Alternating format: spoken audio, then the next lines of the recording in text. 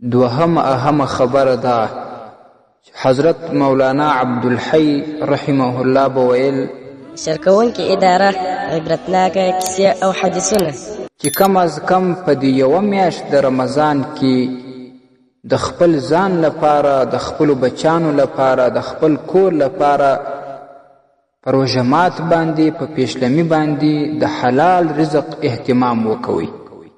چې کومه ګوله ته خولې ته وړې، ستا بچیان یې خولې ته وړي، په دې کې سوچ او فکر پکار دی چې دا ګوله څنګه وګټل سوه او څنګه زما تر کوره راورسېده او دا په کم ګیس باندې او په کمو بوټو باندې پخه سوله. که چیرې دغه یوه ګوله چې ته خولې ته وړې حلاله وي نو په بسم الله یې تر ستونې تېره کړه، او که حرامه وي نو خپل ځان او خپل بچان د هغې څخه محفوظ که، د حرام مال نه یې وساته. داسې نه وي چې روژه د الله رب العزت لپاره نیول سوې ده او په حرام شي باندې سړی روژه ماته کړي، په سود باندې یې ماته کړي، یا د رشوت په نفقه باندې ماته کړي، یا یې په حرامه ګټه ماته کړي، نو دا به څنګه روژه وي؟ د دې به بیا څه ثواب وي چې پیشلمی هم په حرامه وي، روژه مات هم په حرامه باندې وي، او په مابین کې صرف خوله بنده کړې وي وای دا د الله لپاره، نو دغه روژه به د الله رب العزت په حضور کې څنګه قبولیت پیدا کړي؟ نو په دې میاشت کې باید مسلمان د حرامې نفقې څخه خامخا ځان وساتي. نو دغه به سبب سي د دې چې په نورو میاشت کې به هم دغه انسان، دغه سړی کوشش کوي چې د حرام مال څخه هره طریقه چې وي ځان وساتي، هغه که د رشوت وي، هغه که د سود وي، هغه که د بل حرام کار وي، او هر وخت د الله رب العزت څخه دا غوښتنه وسي چې یا الله زه حلال رزق خوړل غواړم، ما ته حلال رزق راکې او ما د حرام رزق څخه محفوظ وساتي.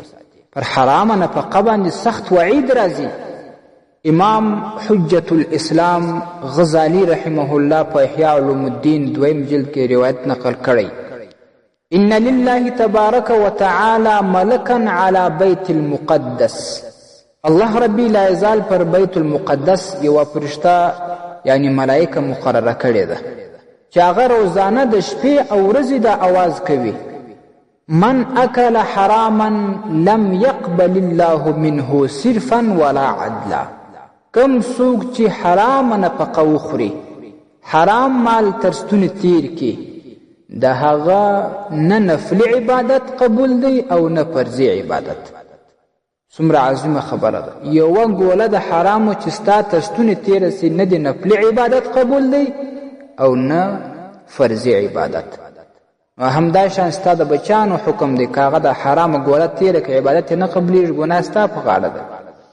حتی یخرج ذلک الحرام، تر هغه وخت عبادت نه قبلیږي تر څو چې د حرام مال د خپله کوره نه ایستلی.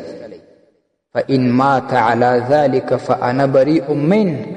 وی نبی صلی الله علیه وسلم وایي چې که څوک په دغه حرامو کې د حرامو په حالت کې وفات شي، مرګ ورته راسي، وایي زه د هغه نه بیزاره یم، بس بیا زه د هغه نبي نه یم، هغه زما امتي نه دی، د هغه نه زه بیزاري او براعت اعلانوم. دا څومره عظیمه خبره ده. نو په دې میاشت کې باید سړی په کلکه باندې د حرام مال څخه، د حرامې نفقې څخه ځان وساتي. دا یو اهم عمل دی.